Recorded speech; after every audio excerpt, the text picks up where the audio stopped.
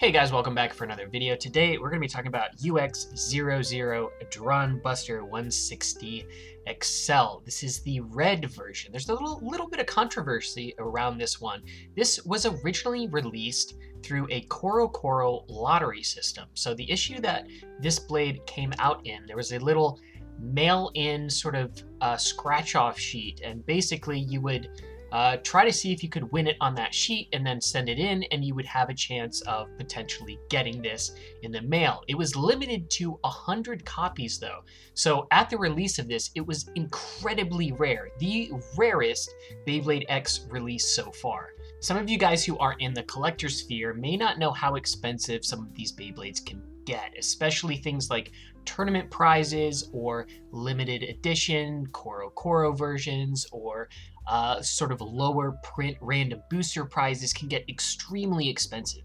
In the past, a lot of these coro lottery releases in previous generations were never released in any other form, so they end up being extremely expensive in very limited quantities. However, this time, they ended up re-releasing this limited set. They ended up re-releasing this Red Dran Buster in a pre-order for the enlarged edition of the first volume of the manga, which is in full color, which is pretty cool in and of itself. However, this is also a limited run version as well, as the pre-order window was a very narrow period of time. This is not a normal retail release. It is still limited. However, it's no longer limited to 100. So for all the people that ended up spending between $700, $1,000, $2,000 to try to get one of 100 of these, now the price has sort of tanked. I do expect the price of these to trend upwards as sort of more of them are bought out, as the pre-order window closed months ago.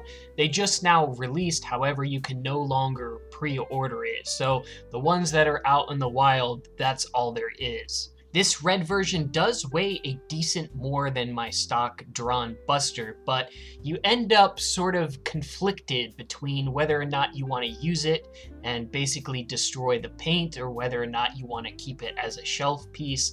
I don't know. Let me know what you guys would do. Would you use it? Would you buy a couple of them?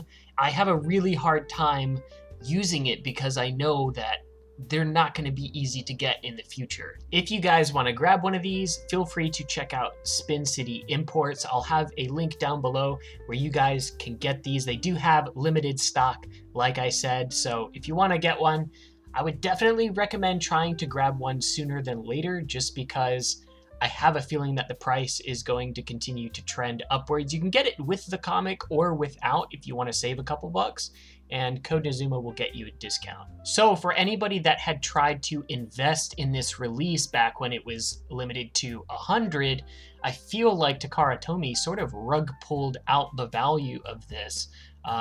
This is sort of the first time I've ever heard of something like this happening, with a limited version getting a later release, but we still haven't seen a regular release for the blue version of Cobalt Drake, or any word on a future release of Aero Pegasus as well. So the price fluctuation of some of these rarer Beyblades is sort of up in the air right now. Will Hasbro release some of these? I have no idea. I hope they do. But for people that are trying to invest early on, in terms of collecting or trying to buy things that are going to hold value, I would definitely be skeptical moving forward. Taking something that's a little bit rarer and a little bit more unique to a tournament, sort of as a flex, or just to make your combos a little more unique than what other people are using, is always kind of fun. It looks interesting, it looks cool, but at the same time, when you're dealing with things that are hard to get, like, it's just very hard to decide what to do with it. I'm really curious what you guys think. Do you guys just say YOLO and just use everything? Or are there certain things that you're like, man, it looks really nice, I'd like to keep it on a shelf and keep it pristine? Now, I'm kind of, I don't know if I would consider myself a collector necessarily. I do collect Beyblades, but I don't collect them with the intention to sell them or flip them. So it's not really, I'm not looking at it in terms of investment. But if I have something that I feel like is going to be a part of the generation's history, I would like to have one that is nice. So I don't know if I'm going to battle with this one. I launched it. It looks really cool spinning, but I'll probably stick it on my shelf with some of the other limited stuff that I have.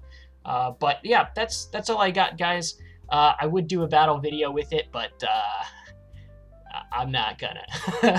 So hit the like for the algorithm, subscribe if you guys haven't already, and I'll see you guys in the comments.